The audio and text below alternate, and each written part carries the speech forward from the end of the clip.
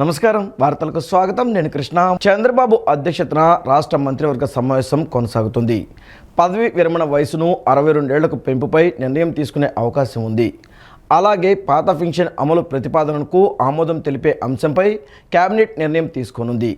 అదేవిధంగా హైకోర్టు భవనాల వద్ద మౌలిక సదుపాయాల కల్పనకు గ్రీన్ సిగ్నల్ ఇవ్వనున్నట్లు సమాచారం. అమరావతి ఎకనామిక్ రీజియన్ అభివృద్ధికి ఆర్ఎఫ్పి జారీకి ఆమోదం తెలిపే అవకాశం ఉన్నట్లు తెలుస్తుంది.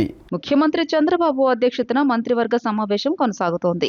ఈ సమావేశంలో ప్రధానంగా అమరావతి రాజధాని ప్రాంత అభివృద్ధి, రైతులు ఎదుర్కొంటున్న సమస్యల పరిష్కారంపై చర్చిస్తున్నారు. అమరావతిలో నిర్మిస్తున్న హైకోర్టు భవనాల వద్ద మౌలిక సదుపాయాలకు నిధులు కేటాయించనున్నారు. రాజధాని ప్రాంతంలో భవన నిర్మాణ అనుమతులు, నిబంధనల ఉల్లంఘనలు, వివాదాలను వేగంగా పరిష్కరించడానికి ఏపీ సిఆర్డీఏ బిల్డింగ్ ట్రిబ్యునల్ ఏర్పాటు చేయనున్నారు. అమరావతి పరిధిలోని 9 జిల్లాలతో పాటు చేయనున్న అమరావతి ఎకనామిక్ రీజియన్ ఆర్ఎఫ్పి ఏర్పాటుకు ఓకే చెప్పనున్నారు. దీనివల్ల యువతకు ఉపాధి అవకాశాలు మెరుగుపడతాయని అంటున్నారు. రాజధాని రక్షణ కోసం సిఆర్డీఏకు సొంతంగా అగ్నిమాపక విభాగాన్ని ఏర్పాటు చేయాలని నిర్ణయించారు. లండన్ ఐ తరహాలో అమరావతి జాయింట్ అబ్జర్వేషన్ వీల్ నిర్మాణానికి కేబినెట్ ఆమోదం తెలుపనుంది. ఇది రాజధానికి ప్రత్యేక ఆకర్షణ తీసుకొస్తుందని భావిస్తున్నారు. మధ్యతరగతి వర్గాలకు ఇళ్ల స్థలాల కేటాయింపుపై ప్రభుత్వం సానుకూల నిర్ణయం తీసుకునే అవకాశం ఉంది. విద్యార్థుల తల్లులకు ఆర్థిక సాయం అందించే తల్లికి వందనం పథకం నిధుల విడుదలపై కూడా కేబినెట్ సుదీర్ఘంగా చర్చించనుంది. కేబినెట్ ఎజెండా తర్వాత రాష్ట్రంలోని ప్రస్తుత రాజకీయ పరిస్థితులపై మంత్రులతో సీఎం విడివిడిగా మాట్లాడనున్నారు. 2 ఏళ్ల పాలనపై వైసీపీ చేస్తున్న విమర్శలను తిప్పికొట్టేలా యాక్షన్ ప్లాన్ సిద్ధం చేయనున్నారు. ప్రభుత్వ విజయాలను ప్రజల్లోకి బలంగా తీసుకెళ్లాలని మంత్రులకు సూచించనున్నారు. రాజధానిలో ట్రంక్ రోడ్లు, బ్రిడ్జిలు మరియు వాగుల అభివృద్ధి పనులు వేగంగా కొనసాగుతున్నాయని మంత్రి నారాయణ తెలిపారు. రైతులను రెచ్చగొట్టి వారి మధ్య చిచ్చు పెట్టాలని, తద్వారా అభివృద్ధిని విధ్వంసం చేయాలని వైసీపీ ప్రయత్నిస్తుందని ఆయన ఆరోపించారు. అమరావతిపై వైసీపీ కమిటీలు వేయడం హాస్యాస్పదమని పేర్కొన్న మంత్రి, అసలు పనులు ఎలా జరుగుతున్నాయో వచ్చి చూస్తే వాస్తవాలు అర్థమవుతాయని అన్నారు. అమరావతి రాజధానిలో జరుగుతున్న అభివృద్ధి పనులను పురపాలక శాఖ మంత్రి నారాయణ పరిశీలించారు. ఈ సందర్భంగా ఆయన కొండవీటి వాగు అభివృద్ధి పనులను, ముఖ్యంగా N9, N8, N7 రోడ్ల మీదుగా నిర్మిస్తున్న బ్రిడ్జిల నిర్మాణాలను క్షేత్రస్థాయిలో పర్యవేక్షించారు. వర్షాకాలంలో వాగు ప్రవాహానికి ఎలాంటి ఆటంకం కలగకుండా బ్రిడ్జిల కింద పేరుకుపోయిన మట్టిని వెంటనే తొలగించాలని, అలాగే వాగు వెడల్పు తక్కువగా ఉన్న చోట విస్తరణ పనులు చేపట్టాలని అధికారులను ఆదేశించారు. దీంతో పాటు నీరుకొండలో నిర్మిస్తున్న రిజర్వాయర్ పనులను కూడా ఆయన పరిశీలించారు. ఈ పర్యటనలో భాగంగా మంత్రి నారాయణ మీడియాతో మాట్లాడుతూ, రాజధానిలో ట్రంక్ రోడ్లు, బ్రిడ్జిలు మరియు వాగుల అభివృద్ధి పనులు వేగంగా కొనసాగుతున్నాయని తెలియజేశారు. ప్రస్తుతం ట్రంక్ రోడ్లపై 43, ఎల్పీఎస్ జోన్లలో 32 బ్రిడ్జిల నిర్మాణం జరుగుతోందని, శాఖమూరు, పెనుమాక, నీరుకొండ రిజర్వాయర్ పనులు సగం పూర్తయ్యాయని వివరించారు. భారీ వర్షాలు కురిస్తే పనులకు కొంత ఆటంకం కలిగే అవకాశం ఉందని ఆయన అభిప్రాయపడ్డారు. అదే సమయంలో అమరావతిపై ప్రతిపక్ష వైఎస్ఆర్సీపీ తీరును మంత్రి తప్పుపట్టారు. రైతులను రెచ్చగొట్టి వారి మధ్య చిచ్చు పెట్టాలని, తద్వారా అభివృద్ధిని విధ్వంసం చేయాలని వైసీపీ ప్రయత్నిస్తోందని ఆయన ఆరోపించారు. అమరావతిపై వైసీపీ కమిటీలు వేయడం హాస్యాస్పదమని పేర్కొన్న ఆయన, అసలు పనులు ఎలా జరుగుతున్నాయో వచ్చి చూస్తే వాస్తవాలు అర్థమవుతాయని అన్నారు. భూములను రైతులకు తిరిగి ఇచ్చేస్తామన్న మాజీ ముఖ్యమంత్రి వ్యాఖ్యలను మంత్రి నారాయణ తీవ్రంగా విమర్శించారు. ఇప్పటికే భవనాలు, రోడ్లు, పైప్ లైన్లు నిర్మాణం జరుగుతున్న నేపథ్యంలో భూములు తిరిగి ఇచ్చేయడం అసాధ్యమని, ఇలాంటి విషయాలపై కనీస అవగాహన లేకుండా మాట్లాడడం మాజీ ముఖ్యమంత్రికి తగదని మంత్రి మండిపడ్డారు. యాక్చువల్గా ముందు జాగ్రత్తగా ఈ డెసిషన్స్ తీసుకుంటూ ఇవన్నీ ఇన్స్ట్రక్షన్స్ చేయడం జరిగింది. ఇవి కాకుండా ఈరోజు 3 రిజర్వాయర్లు వర్క్ జరుగుతుంది. ఒకటి శాఖమూరు రిజర్వాయరు, అది 44 ఎకరాల్లో 0.4 టీఎంసీ వాటర్ స్టోర్ చేయగలం. రెండోది పెనుమాక రిజర్వాయర్ 190 ఎకరాలు, అక్కడ 0.1 టీఎంసీ స్టోర్ చేయగలం. మూడవది నీరుకొండ రిజర్వాయర్, ఇప్పుడు మనం ఉండేదే అది 440 ఎకరాలు, చాలా పెద్ద రిజర్వాయర్. దాంట్లో 0.4 టీఎంసీ. మొత్తం తీసుకుంటే ఈ 3 రిజర్వాయర్లు కలిసి 674 ఎకరాలు. 674 ఎకరాల్లో ఈ 3 రిజర్వాయర్, శాఖమూరు కానీ, పెనుబాక్ కానీ, నీరుకొండ కానీ రిజర్వాయర్ కన్స్ట్రక్షన్ జరుగుతుంది. ఈ మూడింటి యొక్క కెపాసిటీ 0.51 టీఎంసీ. ఖచ్చితంగానండి ఒక 3 to 4 months బ్రేక్ వస్తుంది. అందువల్ల ప్లానింగ్లోనే సంవత్సరంలో 9 నెలలే వర్క్ జరుగుతుందని ముందే ఎస్టిమేషన్ వేశారు. వాళ్ళకి ఇచ్చిన ఏదైతే 3 సంవత్సరాలు లేఅవుట్స్, 2.5 సంవత్సరం ట్రంక్ రోడ్స్ టైం ఇచ్చాము. దాంట్లో ఎవ్రీ ఇయర్ ఒక 3 నెలలు వర్షాల వల్ల వర్క్ జాప్యం జరుగుతుందని క్యాలిక్యులేట్ చేసే ఇచ్చారు. రాజధాని అమరావతి రాష్ట్ర అభివృద్ధిపై వైసీపీ అధినేత వైఎస్ జగన్మోహన్ రెడ్డి విషం చిమ్ముతున్నారని బీసీ సంక్షేమ శాఖ మంత్రి సవిత ఆగ్రహం వ్యక్తం చేశారు. జగన్ వైఖరి వల్ల రాష్ట్రానికి పరిశ్రమలు వచ్చే పరిస్థితి లేదని, ఆయన రాష్ట్రాన్ని ఎప్పటికీ అభివృద్ధి చేయనివ్వరని విమర్శించారు.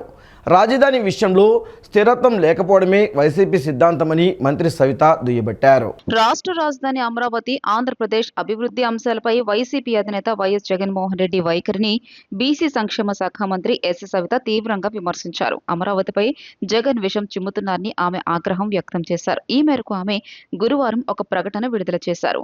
జగన్ వైఖరి వల్ల రాష్ట్రానికి పరిశ్రమలు వచ్చే పరిస్థితి లేదని, ఆయన రాష్ట్రాన్ని ఎప్పటికీ అభివృద్ధి చెందనివ్వరని మంత్రి సవిత ఆరోపించారు. రాజధాని విషయంలో స్థిరత్వం లేకపోవడమే వైసీపీ సిద్ధాంతమైపోయిందని ఆమె దుయ్యబట్టారు. రాజధాని అమరావతి అంశంలో వైసీపీ ప్రభుత్వం తీసుకునే నిర్ణయాలు 3 రాజధానుల ప్రతిపాదన వల్ల పెట్టుబడిదారుల్లో అనిశ్చితి నెలకొని రాష్ట్ర అభివృద్ధి దెబ్బతిందని ఆమె వ్యాఖ్యానించారు. అమరావతిని అంతర్జాతీయ ప్రమాణాల రాజధానిగా అభివృద్ధి చేయాలనే లక్ష్యాన్ని గత ప్రభుత్వం ముందుకు పెట్టిందని, అయితే జగన్ పాలనలో ఆ దిశగా ఎలాంటి పురోగతి కనిపించలేదని మంత్రి విమర్శించారు. రాష్ట్ర ప్రజల ఆకాంక్షలకు అనుగుణంగా ఒకే రాజధాని అమరావతిని సమగ్రంగా అభివృద్ధి చేయాల్సిన అవసరం ఉందని, ఇందుకు అడ్డుగా నిలిచే విధంగా జగన్ వ్యవహరిస్తున్నారని సవిత ఆరోపించారు. రాజధాని విషయంలో స్పష్టత, స్థిరత్వం ఉంటేనే పెట్టుబడులు, పరిశ్రమలు రాష్ట్రానికి వస్తాయని ఆమె అభిప్రాయపడ్డారు. మనందరికీ తెలుసు, ప్రజల సొమ్ముతో కట్టిన ప్రజావేదిక కూల్చిన జగన్మోహన్ రెడ్డి గారు ఆ రోజు అసెంబ్లీ సాక్షిగా నేను అమరావతిని స్వాగతిస్తున్నాను, అమరావతి ఇక్కడే పూర్తి చేస్తాను అని ఓటేయించుకొని, మరి అదే వైసీపీ పార్టీ నాయకులు ఆ రోజు జగన్మోహన్ రెడ్డి గారికి తాడేపల్లి ప్యాలెస్లో ఒక 4-5 ఎకరాలతో పెద్ద ప్యాలెస్ కూడా కట్టుకున్నారు. మేము అమరావతికి స్వాగతిస్తున్నామని చెప్పిన జగన్ రెడ్డి అధికారంలోకి వచ్చాక ఈ రాష్ట్రాన్ని 3 ముక్కలాట ఆడటం, దానితో పాటు భావితరాల భవిష్యత్తుని గొడ్డలి పోటుతో నరికేశాడు. ఇది రాష్ట్ర ప్రజలందరికీ తెలుసు. మరి ఆ రోజు గుర్తురాని అమరావతి రైతులు ఈరోజు జగన్మోహన్ రెడ్డి గారు డైవర్షన్ పాలిటిక్స్ చేయడానికి అమరావతి రైతులు గుర్తొచ్చారు. అమరావతి రైతులు సూర్యచంద్రులు ఉన్నంతకాలం వాళ్ళు మరవలేనివారు. ఎందుకంటే ఈ భావితరాల భవిష్యత్తు కోసం ఒక మంచి రాజధాని ముఖ్యమంత్రి చంద్రబాబు నాయుడు గారు ఖర్చు లేకుండా మరి 33,000 ఎకరాలు ల్యాండ్ పూలింగ్ చేసిన ఘనత పార్టీ తెలుగుదేశం పార్టీ. అలాంటి భావితరాల భవిష్యత్తు కోసం ఆ రోజు అమరావతిని మేము మొదలు పెడితే జగన్మోహన్ రెడ్డి గారు కూర్చుల్లో కూర్చున్నాక 3 ముక్కలాటి రాష్ట్రాన్ని సర్వనాశనం చేశారు. మరి ఇప్పుడు మొన్నటి రోజున చట్టబద్ధత చేసిన తర్వాత కూడా జగన్మోహన్ రెడ్డి నైజం అది నరికేయాలనడం, బెదిరించటం. లాస్ట్లో మేము చూసాం, 2019లో ఆయన ప్రచారంలోకి వచ్చాడు, కియాకి మా ఊరికి వచ్చాడు. వచ్చినప్పుడు ఇక్కడ కియా రాదు, ఏమీ రాదు, నేను ముఖ్యమంత్రి అయిన తర్వాత కియా మీ భూములని వెనక్కిస్తాను అని చెప్పారు. పరిశ్రమలు రానీడు, అభివృద్ధి చేయనీడు, రాజధాని పూర్తి చేయనీడు. ఆయన చేసింది ఏమీ లేదు. చేసేవాళ్ళని చూసి ఇలా రెచ్చగొట్టడం, అనవసరంగా ప్రజలు డైవర్షన్ చేయడం ఆయనకు అలవాటు. ఉప ముఖ్యమంత్రి పవన్ కళ్యాణ్పై మాజీ మంత్రి పేర్ని నాని చేసిన విమర్శలను మంత్రి కొల్లు రవీంద్ర తీవ్రంగా ఖండించారు. ప్రజా సమస్యలపై నిరంతరం పోరాడే పవన్ కళ్యాణ్ను విమర్శించే స్థాయి, అర్హత పేర్ని నానికి లేదని ఆయన అన్నారు. గత వైసీపీ ప్రభుత్వ హయాంలో ఒక్క డిఎస్సి నోటిఫికేషన్ కూడా ఇవ్వలేదని, టీచర్లను మద్యం షాపుల వద్ద కాపలా ఉంచారని మంత్రి ఎద్దేవా చేశారు. తాము అధికారంలోకి వచ్చాక విద్యా వ్యవస్థలో మార్పులు తెచ్చి ఉపాధ్యాయులకు అంతర్జాతీయ స్థాయిలో శిక్షణ ఇప్పిస్తున్నామని వివరించారు. అంతేకాకుండా గతంలో తెలంగాణ ముఖ్యమంత్రి రేవంత్ రెడ్డిపై పేర్ని నాని చేసిన వ్యాఖ్యల పట్ల అక్కడి ప్రజల నుంచి వ్యతిరేకత వచ్చిన విషయాన్ని మంత్రి గుర్తు చేశారు. అప్పుడు తెలంగాణకు చెందిన ఒక మహిళా నేత విసిరిన ఛాలెంజ్కు భయపడి పేర్ని నాని బయటకు రాలేదని ఎద్దేవా చేశారు. తెలంగాణలో మాట్లాడితే ఇక్కడ అన్ని చోట్ల మాట్లాడారు. పవన్ కళ్యాణ్ గారు ఈరోజు కాదు, ఎప్పుడు కూడా ఆయన ప్రశ్నిస్తూనే ఉంటారు, అడుగుతూనే ఉంటారు. ఏదైనా ఉన్నా కూడా సమస్యలు ఉన్నప్పుడు మేము అందరూ కూడా డిస్కస్ చేస్తూనే ఉంటాం. ఇవాళ మీరు అసలు దీని గురించి మాట్లాడారు. అసలు మీకుందా? డిఎస్సి కండక్ట్ చేయలేదు, ఒకరు ఉద్యోగం ఇవ్వలేకపోయారు, ఒక టీచర్ భర్తీ చేయలేకపోయారు, విద్యార్థుల జీవితాలతో ఆడుకున్నారు. 65% పడిపోయినటువంటి ఉత్తీర్ణత శాతాన్ని ఇవాళ 85% తీసుకొచ్చాం ఈ ప్రభుత్వంలో. ఇవాళ టీచర్స్ని మీరు బ్రాందీ షాపుల దగ్గర టీచర్ని పెడితే ఇవాళ మేము సింగపూర్ పంపించి ట్రైనింగ్స్ ఇప్పిస్తున్నాం టీచర్లకి. ఇవాళ ఈ ప్రభుత్వం ఎక్కడ, మీరెక్కడ? ఇదే పేని నాని మరి ఆనాడు రేవంత్ రెడ్డి గారి గురించి మాట్లాడితే ఒక ఆడబిడ్డ వచ్చి ఛాలెంజ్ ఇస్తే మాట్లాడలేనటువంటి ఒక ఏమనాలో అర్థం కావట్లేదు ఆ వ్యక్తిని. ఒక ఆడబిడ్డ వచ్చి ఛాలెంజ్ చేస్తే ఆ రోజు తోక ముడిసి పడుకున్నావు ఇంట్లో. నువ్వు కూడా మాట్లాడుతున్నావు. ఇంకెంతకంటే ఏం చెప్పాలా? మేము ప్రజాస్వామ్యబద్ధంగా ఉన్నాం కాబట్టి మీరు ఇవాళ రోడ్ల మీద తిరుగుతున్నారని గుర్తుపెట్టుకోవాలి, తెలియజేస్తాం. తిరుమల తిరుపతి దేవస్థానం నిర్వహిస్తున్న నిత్య అన్నదాన ప్రసాద కార్యక్రమానికి retired Andhra bank DGM DVN Rao తన కుటుంబ సభ్యులతో కలిసి 10 టన్నుల కూరగాయలను వితరణ చేశారు. ఆయుష్ ఆసుపత్రి సమీపంలో గల సాయిబాబా మందిరంలో కూరగాయల వాహనానికి శాస్త్రోక్తంగా పూజలు చేశారు. తిరుమల తిరుపతి దేవస్థానం నిర్వహించే తరిగొండ వెంగమాంబ నిత్యాన్నదాన ప్రసాద కార్యక్రమంలో భాగస్వామ్యమయ్యే అవకాశం దక్కడం అదృష్టంగా భావిస్తున్నట్లు చెప్పారు. తిరుమల తిరుపతి దేవస్థానం నిర్వహిస్తున్న నిత్యాన్నదాన ప్రసాద కార్యక్రమానికి విశిష్ట సేవలందాయి. Retired Andhra bank DGM DVN Rao తన కుటుంబ సభ్యులతో కలిసి శ్రీవారి భక్తుల కోసం 10 టన్నుల కూరగాయలను వితరణ చేశారు. విజయవాడ ఆయుష్ హాస్పిటల్ సమీపంలో ఉన్న సాయిబాబా మందిరంలో ఈ కార్యక్రమం జరిగింది. ముందుగా కూరగాయల లోడ్తో ఉన్న వాహనానికి శాస్త్రోక్తంగా ప్రత్యేక పూజలు నిర్వహించారు. అనంతరం డివిఎన్ రావు వారి కుటుంబ సభ్యులు మిత్ర బృందం కొబ్బరికాయలు కొట్టి కూరగాయల వాహనాన్ని తిరుమలకు పంపించారు. ఈ సందర్భంగా ఆయన మాట్లాడుతూ తిరుమల తిరుపతి దేవస్థానం నిర్వహించే తరిగొండ వెంగమాంబ నిత్యాన్న ప్రసాద కార్యక్రమంలో భాగస్వామ్యమయ్యే అవకాశం దక్కడం శ్రీ వెంకటేశ్వర స్వామి వారు మాకు ప్రసాదించిన అదృష్టంగా భావిస్తున్నట్లు చెప్పారు. భగవంతుని ఆశీస్సులతోనే ఇటువంటి సేవా కార్యక్రమాలు సాధ్యమవుతాయని పేర్కొన్నారు. ఈ సేవా కార్యక్రమంలో పాల్గొన్న తన మిత్రులకు తోడ్పడిన ప్రతి ఒక్కరికి ఆయన ప్రత్యేక కృతజ్ఞతలు తెలియజేశారు. భవిష్యత్తులో కూడా ఇలాంటి మంచి సేవా కార్యక్రమాలను చేపట్టే అవకాశం శ్రీవారు పదే పదే కల్పించాలని, స్వామివారి కృప అందరిపై ఉండాలని ఆయన ఆకాంక్షించారు. ఇంత పెద్ద మొత్తంలో కూరగాయలను వితరణ చేసిన డివిఎన్ రావు దాతృత్వాన్ని పలువురు భక్తులు, స్థానికులు అభినందించారు. మా కుటుంబ సభ్యుల తరపున ఈ తిరుమల తిరుపతి దేవస్థానం తరిగొండ వెంగమాంబ అన్న వితరణ కార్యక్రమంలో పాల్పంచుకోవడానికి ఈ వెంకటేశ్వర స్వామి ఇచ్చిన సదవకాశంగా పరిగణిస్తున్నాను. దానికి వచ్చిన మా మిత్రులకు, మీకు అందరికీ కృతజ్ఞతలు తెలుస్తున్నాను. ఇలాంటి అవకాశాలు మళ్ళీ ఇవ్వాలని ఆ దేవదేవుడిని సదా కోరుకుంటూ ఉంటాను. ఇంద్రకీలాద్రిపై కొలువైన జగన్మాత దుర్గమ్మను జాతీయ ఎస్టీ కమిషన్ చైర్మన్ అంతర్ సింగ్ ఆర్య దర్శించుకున్నారు. ఈ సందర్భంగా ఆలయ ఈవో వికే సీనా నాయక్ ఆయనకు అధికారిక ప్రోటోకాల్ ప్రకారం స్వాగతం పలికారు. వీఐపీ నిబంధనలకు అనుగుణంగా చైర్మన్ మరియు వారి బృందానికి ఎలాంటి ఇబ్బందులు కలగకుండా ఈవో ముందస్తుగా ప్రత్యేక దర్శన ఏర్పాట్లను పర్యవేక్షించారు. అనంతరం కమిషన్ చైర్మన్ అంతరాలయంలో కనకదుర్గమ్మ అమ్మవారిని దర్శించుకుని ప్రత్యేక పూజలు, అర్చనలు నిర్వహించారు. దర్శనం తర్వాత ఆశీర్వచన మండపంలో వేద పండితులు ఆయనకు వేదాశీర్వచనం అందజేశారు. ఈ సందర్భంగా ఆలయ ఈవో సీనా నాయక్ చైర్మన్కు అమ్మవారి శేషవస్త్రం, ప్రసాదాలు, చిత్రపటాన్ని అందించి ఆలయ మర్యాదలతో ఘనంగా సత్కరించారు.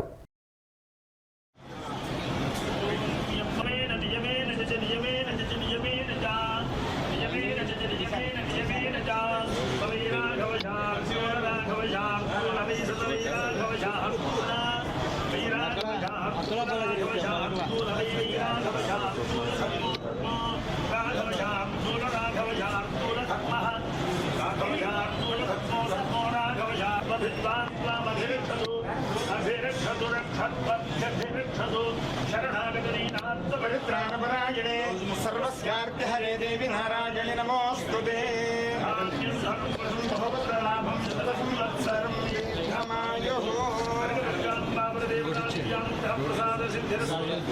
दर्शन योग्यता प्राप्तिरस्तु सकल कार्य दिग्विजय सिद्धिरस्तु समस्त सन्मंगलानि भवन्तु।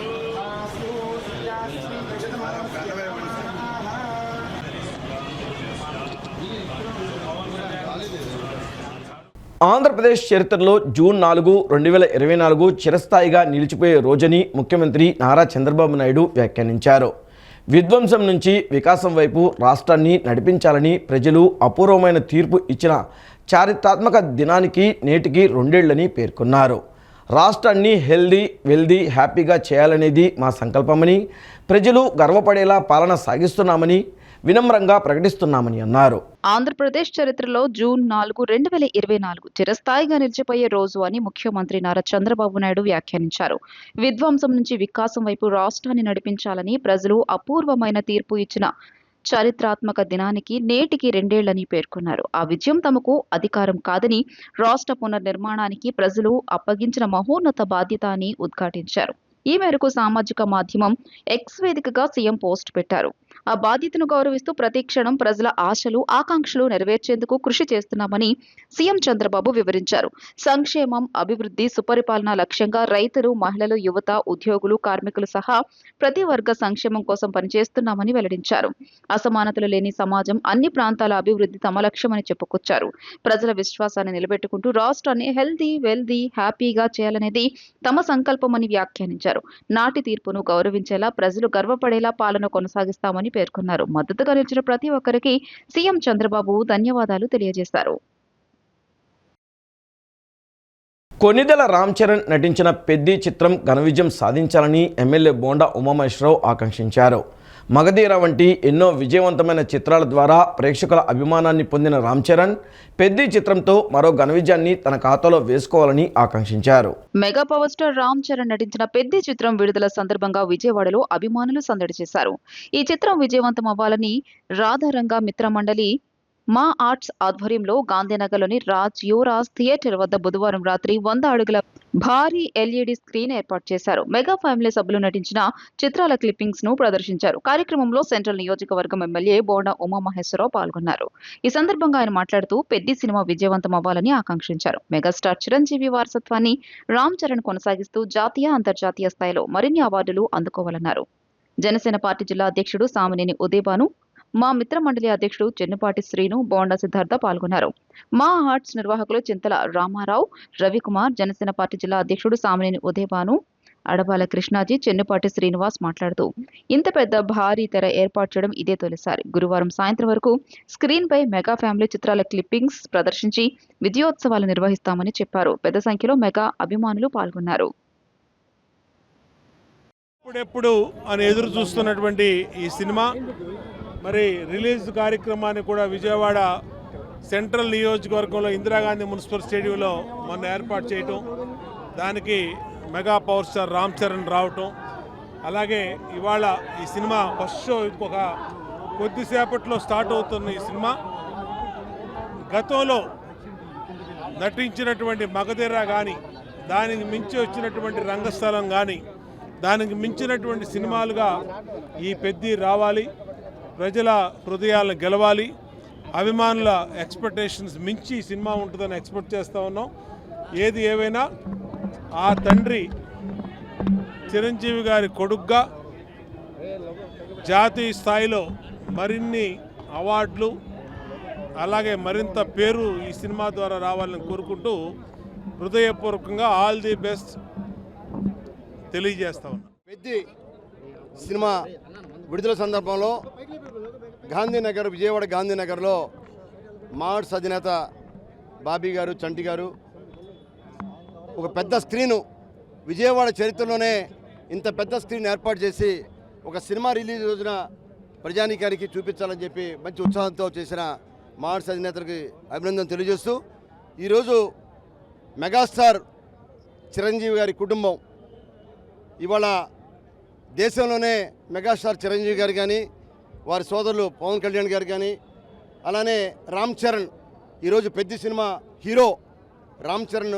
నటించిన సినిమాలు, మరి నాడు ఆయన నటించిన సినిమాల్లో రంగస్థలం కానీ, అలానే ఆ త్రిబుల్ ఆర్ రంగస్థలం, ఈ రెండు కూడా సినిమాలు హిట్ అవ్వటం, మళ్ళీ తిరిగి వాళ్ళ పెద్ద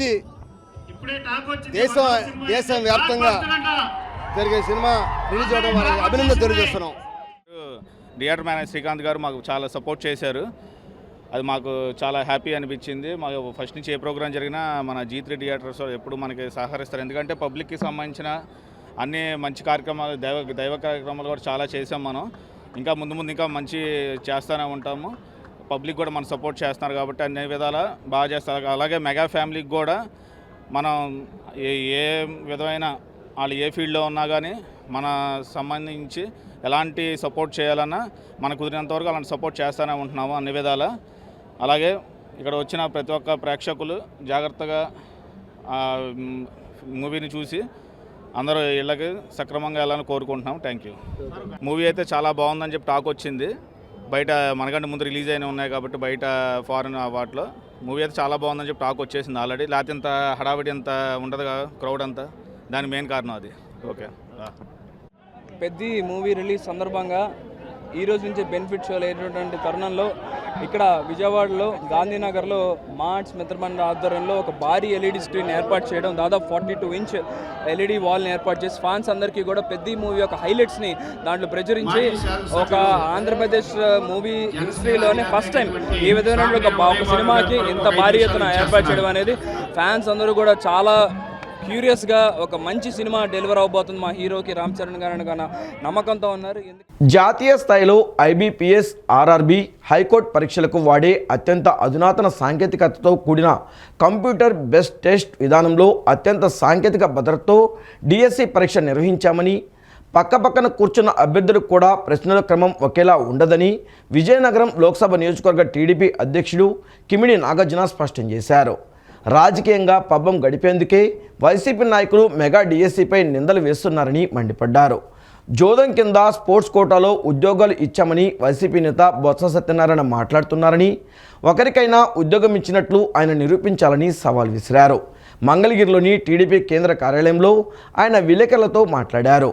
ఇన్నాళ్లు చేసిన అసత్య ప్రచారాలను కప్పిపుచ్చుకునేందుకే డేటా డిలీట్ అయిందని, మెరిట్ జాబితా పెట్టలేదని DSEపై అడ్డగోలు వాదనలు చేస్తున్నారని మండిపడ్డారు.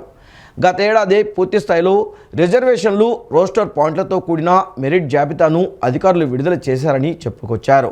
స్పోర్ట్స్ కోటా కింద వచ్చిన సర్టిఫికెట్లను ఆయా అసోసియేషన్లకు పంపి పూర్తిగా ధృవీకరించిన తర్వాతే ఉద్యోగాలు భర్తీ చేశామని, 5 ఏళ్లలో ఒక్క DSE కూడా నిర్వహించకుండా ఇప్పుడు అసత్యాలు ప్రచారం చేస్తున్నారని వైసీపీపై మండిపడ్డారు. సాంకేతిక భద్రతతో 16,000 పోస్టులు తీయడం అనేది జరిగింది. ఇది చూసి ఓర్వలేక వైకాపా పార్టీ, వైకాపా నాయకులు ఏవేవైతే మాట్లాడుతూ ఉన్నారో ఇవి అస్సలు సమంజసం కాదు. రాజకీయాలు చేయాలనుకుంటే అందరం కూడా వేరే రకంగా చేసుకుందాం, అంతే తప్ప వ్యవస్థల కోసం మాట్లాడడం, ఎవరికైతే పోస్టులు వచ్చాయో వాళ్ళ మీద మట్టి వేయడం, రాళ్ళు వేయడం అనేది సరైన పరిణామం కాదు అని చెప్పి తెలియజేస్తున్నాను. ముందుగా అసలు ఈ వైకాపా నాయకులందరూ తెలుసుకోవాల్సిన విషయం ఏంటంటే, సుమారు 6 లక్షల అప్లికేషన్లు వస్తే 3,36,000 మంది పోటీ పడితే ఒక కంప్యూటర్ బేస్డ్ ఎగ్జామ్ అనేది నిర్వహించడం జరిగింది. ఈ కంప్యూటర్ బేస్డ్ టెస్ట్ అనేది ఏదో ప్రశ్నపత్రాలు లీక్ అయిపోవడం, ఎవరికో ప్రశ్నలు చెప్పేద్దాం, ఆన్సర్లు చెప్పేద్దామంటే అయ్యేది కాదు. ఈ CBT టెస్ట్ ఏదైతే ఉందో IBPS కానీ, RRB కానీ, చివరికి APSSC కానీ, అదే రకంగా హైకోర్టులో ఎగ్జామినేషన్స్ జరిగినా ఇదే కంప్యూటర్ బేస్డ్ టెస్ట్ అనేది ఉపయోగిస్తారు. మనకి మన పక్కనున్న వాళ్ళకి కూడా ఆర్డర్ ఆఫ్ క్వశ్చన్స్ ఏదైతే ఉంటాయో ఒకే రకంగా ఉండవు. ఆ రకమైన పారదర్శకత ఆ ఎగ్జామ్లో ఉంటే మీరు దాని మీద అనుమానాలు వ్యక్తం చేస్తారా? ప్రజలకు ఇవన్నీ తెలియదు అనుకుంటున్నారా? TDP వర్చువల్ మహానాడు జరుగుతున్న సమయంలో ఓర్వలేక వైసీపీ వెన్నుపోటుకు 2 ఏళ్లు అనే పేరుతో పుస్తకాన్ని విడుదల చేయడం హాస్యాస్పదమని TDP రాష్ట్ర ప్రధాన కార్యదర్శి పరుచూరి అశోక్ బాబు ఎద్దేవా చేశారు. సార్వత్రిక ఎన్నికల్లో ప్రజలే జగన్ పాలనను విసిగిపోయి ఓటుతో బుద్ధి చెప్పారని, అందుకే ఆ పార్టీ 11 సీట్లకు పరిమితమైందని ఆయన పేర్కొన్నారు. అధికారంలో ఉన్నప్పుడు ప్రజావేదిక కూల్చివేతతో ప్రారంభమైన జగన్ దుర్మార్గపు పాలన, అవినీతి, ఆర్థిక విధ్వంసం, అప్పుల ఊబిలో రాష్ట్రాన్ని నెట్టడం వంటి చర్యలతో ముగిసిందని ఆరోపించారు. ప్రతిపక్ష హోదా కోసం మారం చేయడం LKG పిల్లల చేష్టలని విమర్శించిన అశోక్ బాబు, వైసీపీ హయాంలో జరిగిన స్కామ్లు, పోలీస్ వ్యవస్థను దుర్వినియోగం చేయడం, మద్యం ఆదాయాన్ని తాకట్టు పెట్టడం వంటి అంశాలను ఎండగట్టారు. చట్టబద్ధంగా విచారణ జరిపి తప్పు చేసిన వారందరిపై చర్యలు తీసుకుంటామని ఆయన స్పష్టం చేశారు. 2 ఏళ్ల కిందట ఏం జరిగింది? ఈ రాష్ట్రంలో ఎన్నికలు జరిగినాయి.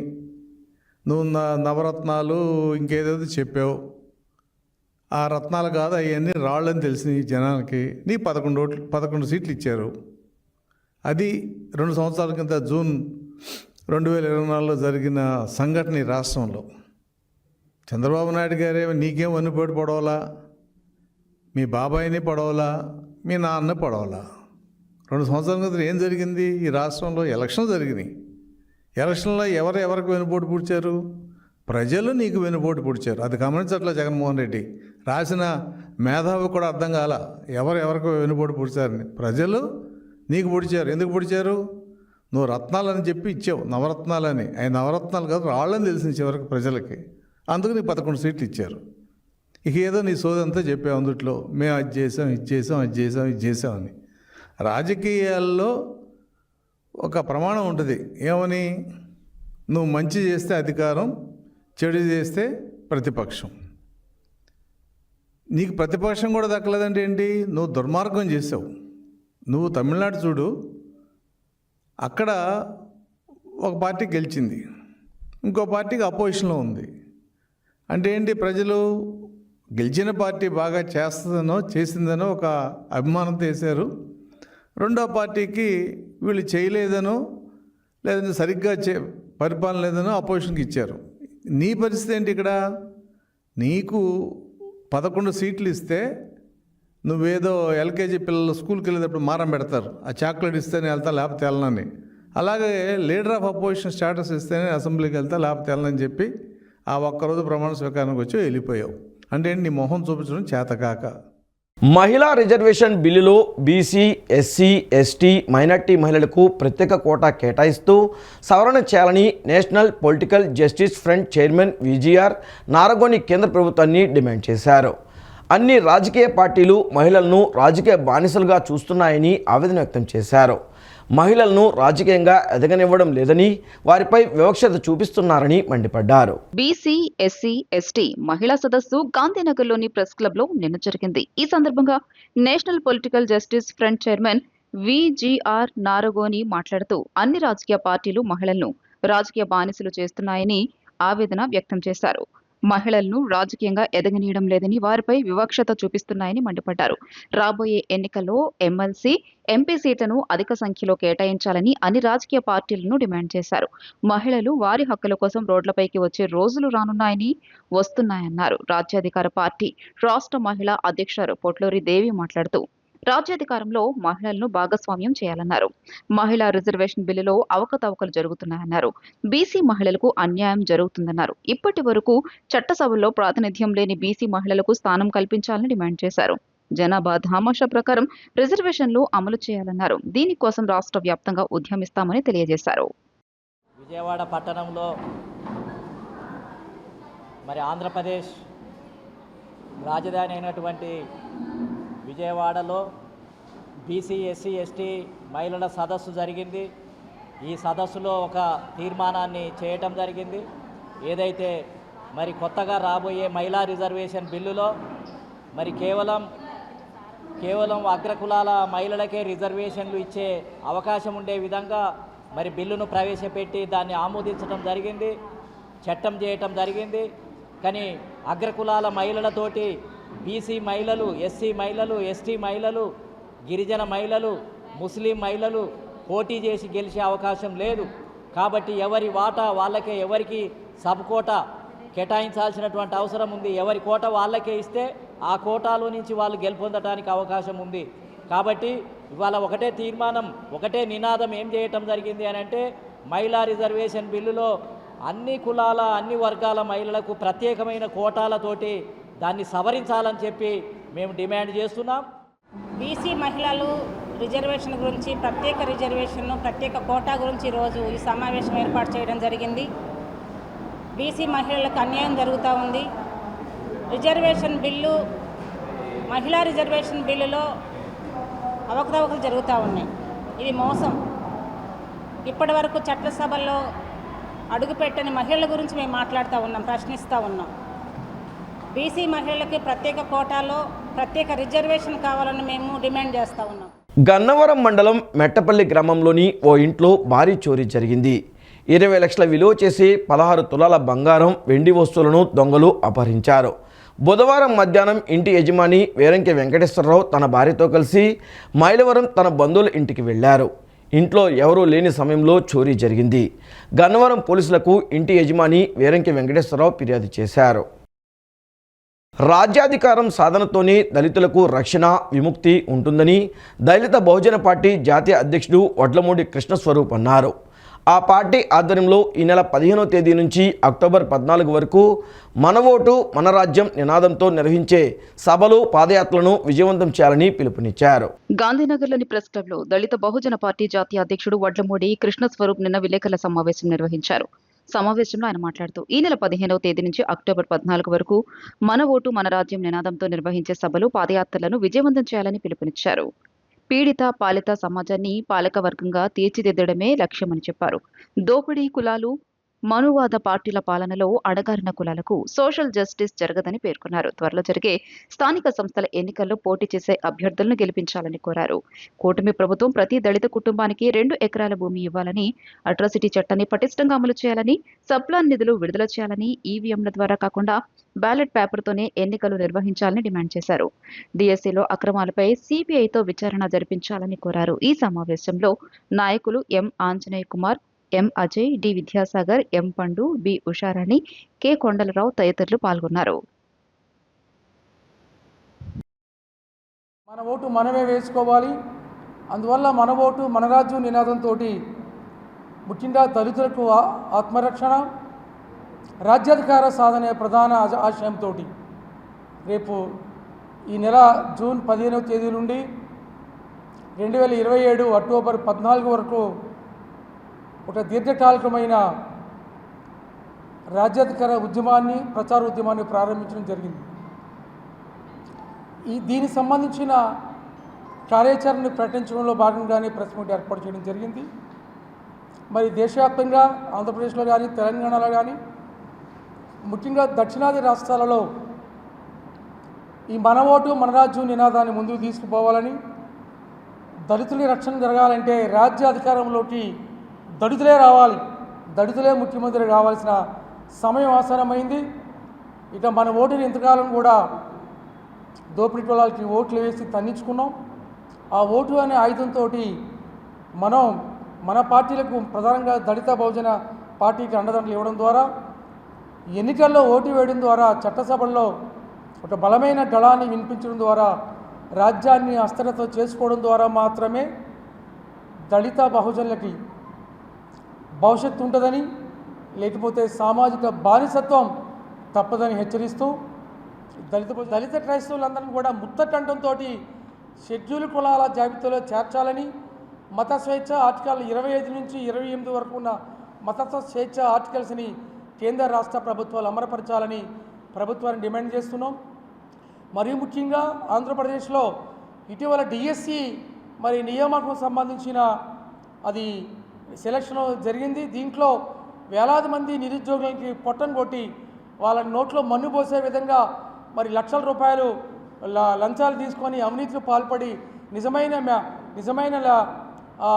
అభ్యర్థులకు, మరి మెరిట్ సాధించిన అభ్యర్థులకు కాకుండా అధికార పార్టీ యొక్క అండదండలతోటి డిఎస్సీలు కూడా అక్రమాలు చేసి మరి వేలాది మంది ప్రజల యొక్క భవిష్యత్తుని రోడ్డుపాలు చేసిన ప్రభుత్వ విధానాన్ని మేము నిరసిస్తున్నాం. మరి విజయవాడలోని పండిట్ నెహ్రూ బస్టాండ్ ఆవరణలో ఆధునీకరించిన రవి సినిమాస్ మల్టీప్లెక్స్ థియేటర్ను హైకోర్టు సీనియర్ న్యాయవాది సిరిగిరి రవీంద్రశేఖర్ లాంఛనంగా ప్రారంభించారు. ప్రజలందరికీ ఉపయోగపడే విధంగా ఆర్టీసీ బస్టాండ్లో ప్రభుత్వం ఆధ్వర్యంలో నిర్మించిన ఈ థియేటర్ ఓపెనింగ్కు రావడం తనకు ఎంతో సంతోషంగా ఉందని ఈ సందర్భంగా ఆయన తెలిపారు.